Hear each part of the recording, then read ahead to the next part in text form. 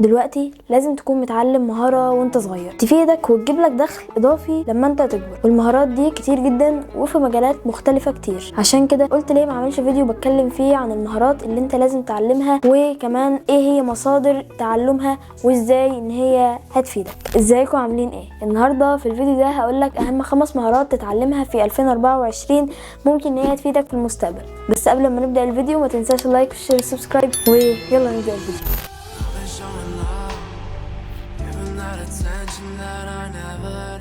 اول مهاره وهي البرمجه، والبرمجه من اهم المهارات ان انت تتعلمها بالذات في السنه دي اللي هي 2024 وكمان في السنين اللي جايه. والبرمجه زي ما قلت في الفيديو ده فيها لغات كتير جدا انك تتعلمها، لكن في الفيديو ده هقول لك اهم لغتين انك تتعلمهم. اول لغه وهي HTML، تاني لغه وهي بايثون، ودي بتخليك ان انت تعمل واجهات التطبيق والتطبيقات بشكل عام على حسب حد علمي. تاني لغه وهي HTML، ودي بتمكنك انك تعمل المواقع زي المواقع المشهوره اللي احنا بنشوفها. وبرده اللغتين دول مش دي استخداماتهم بس، لا، ليه استخدامات تانية كتير جدا جدا. ومصادر تعلمها 3 قنوات. اول قناه وهي قناه كودزيلا، والقناة دي بتعلمك بايثون لكن بشكل مختلف عن القناة اللي انا هقولها لك دلوقتي، وهي قناة اوكتوكود. والقناة دي برضو بتعلمك البرمجة بشكل ظريف وسهل وفي فيديوهات قليلة. ثالث قناة وهي الزيرو ويب سكول، ولو انت متعلم انجليزي كويس وفعلا بتعرف ان انت تتكلم انجليزي وتفهم كل كلمة ممكن ان هي تتقالك، فالقناة دي هتفيدك جدا. لكن لو انت مش متمكن قوي في الانجليزي فللاسف مش هتقدر ان انت تستفاد قوي من القناه دي. ولو انت عايز تتعلم اكتر او تعرف اكتر عن البرمجه فضروري انك تشوف الفيديو اللي في الاي هنا او هنا. والقنوات اللي انا قلتها لك دي من افضل 3 قنوات انا اتعلمت منهم البرمجه، زي ما قلت كودزيلا، الزيرو ويب سكول، وكمان اوكتوكود.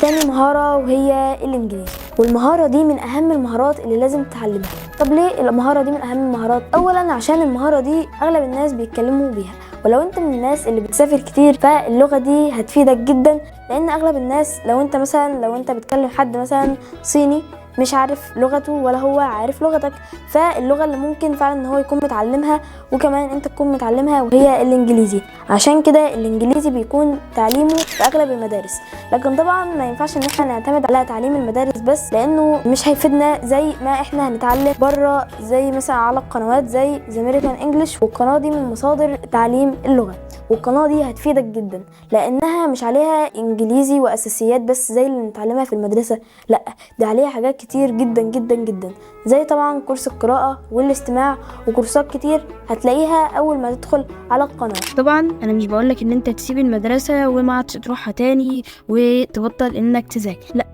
المذاكره بتفيدنا وكمان بتفيدنا قوي في حياتنا العمليه، لكن عشان نقدر ان احنا نحقق اللي احنا عايزينه لازم ان احنا نتعلم حاجات بره المدرسه. ليه نتعلمه بره المدرسه مش جوه المدرسه؟ لان ببساطه المدرسه مش بتوفر لنا تعليم الحاجات دي، يعني مثلا المهارات الماليه المدرسه مش بتوفرها لنا، وهكذا على باقي المهارات. تاني سبب هيخلي القناه دي مناسبه جدا ليك وهي ان هي فيها ترتيب لكل الفيديوهات. يعني مثلا كورس القراءه ليه بلاي ليست، كورس القراءه المستوى الاول والمستوى الثاني والمستوى الثالث، كل المستويات، يعني كل مهارة من مهارات الانجليزي ليها كذا مستوى مش مستوى واحد بس. وترتيب الفيديوهات في البلاي ليست ده هيسرع عملية التعليم، ودي حاجة صدقني انت محتاجها جدا دلوقتي. ثالث مهارة المونتاج، والمهارة دي عشان تتعلمها مش لازم انك تروح تاخد كورس ولا حتى على يوتيوب او كورس بفلوس.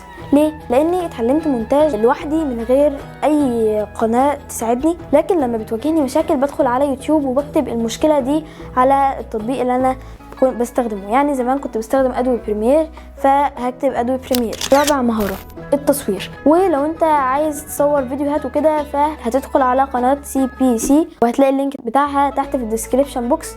المهم لو انت عايز تتعلم تصوير الفيديوهات فالقناة دي هتفيدك جدا، ولو انت برضو عايز تتعلم تصوير الصور وكده برضو نفس القناة عليها كورسات كتير جدا جدا للتصوير الفيديو والصور. لكن دلوقتي انا مركز شوية على الفيديوغرافي او تصوير الفيديو عشان دي حاجة هتفيدني اولا على القناة، ثانيا هتفيدني عامة. اخر مهارة في الفيديو ده وهي الخامسة وهي مهارة التعديل على الصور، والمهارة دي من اهم المهارات اللي هتنفعك في المستقبل. وافضل برنامج من وجهة نظري انك تعمل عليه تعديل للفيديوهات وهو فوتوشوب، وده برنامج منتشر جدا جدا جدا ومفيش حد مش عارفه.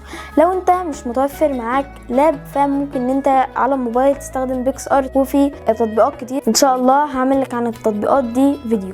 المهم لو انت عايز تتعلم فوتوشوب ومتوفر معاك لاب وتقدر ان انت تحمل عليه فوتوشوب حتى لو نسخه قديمه، فافضل قناه تتعلم من عليها فوتوشوب وهي قناه نور ديزاين، وهي القناه دي عليها تصميمات كتير جدا بتتعلمها. واهم حاجه عشان تقدر ان انت تطبق المهاره دي وتقدر ان انت تستفيد بيها في المستقبل، وهي انك تطبق مع الفيديو. يعني انت تتفرج على الفيديو وتشوف الخطوات وتطبق مع الفيديو. وبس كده نكون وصلنا لنهايه الفيديو. لو الفيديو عجبك ما تنساش اللايك والشير والسبسكرايب. وبس كده، سلام.